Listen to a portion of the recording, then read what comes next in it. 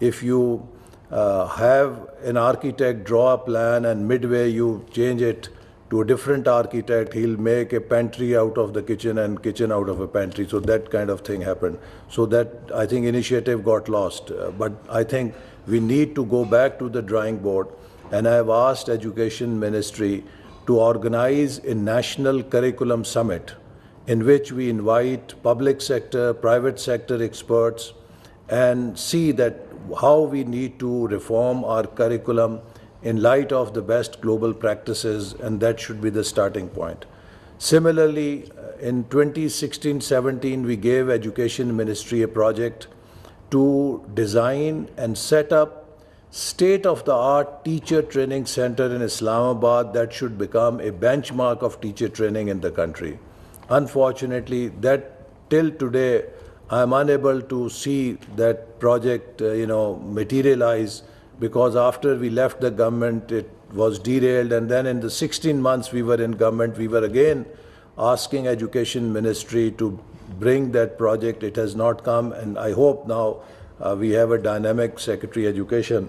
He can work on it, and we can set up a model teacher training institute.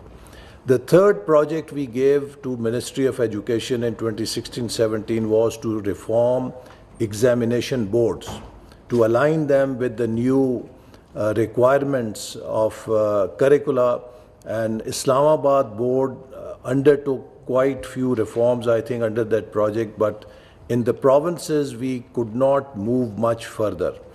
And I would like to draw attention to the recent Education Index report that we have released for the first time through our ministry on state of education at district level. Now, this report again is not alarming. It is frightening that what is the disparity in Pakistan in terms of education standards. And there are, districts and there are provinces which are far lagging behind, because when you do national index, the law of average hides all the disparities. It's only when you disaggregate the data you can see that what are the disparities and which need to be addressed. So I think that education index report by itself is quite an alarm for us to wake up and to move beyond just discussions. I mean, one of the things I have seen in government, we tend to behave more like UN agencies, where there is discussion, there is debate, and we think that if we have solved a problem through discussion and debate, we have fixed the crisis and the problem. No, it is about outcomes, it's about results. And what we are seeing that in last 20-25 years after the devolution that took place, the social sectors for which complete responsibility was given to the provinces, we have not seen any improvement in any province. Rather, the overall performance has gone down.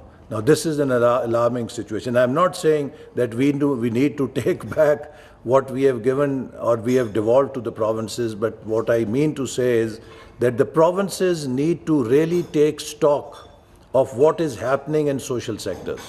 If you look at health, we are number 1 in hepatitis. We are number 1 in diabetes. We are number 4 in tuberculosis in the world. We are among the 3 countries which have polio in the world. I mean, this is pathetic. We have one of the highest stunting rates in our children. How can we justify this? We are, on the one side, we claim to be a nuclear state, that we have so much capability. On the other side, these are our indicators. Similarly, in education, the indicators have not really significantly improved in last 20-25 years. Rather, as I said, if you look at this district education report, it's very, very, very alarming. So we need to do something about it. Similarly, in population management, which is directly linked to whether education, health or anything, till 2017, we had our brakes on the population growth. After 2017, our foot is not on the brake, it is on the accelerator. We have reversed. Now, instead of going down, the population growth rate has started to increase from 2.4 to 2.55%. वफाकी वज़ीर ahsan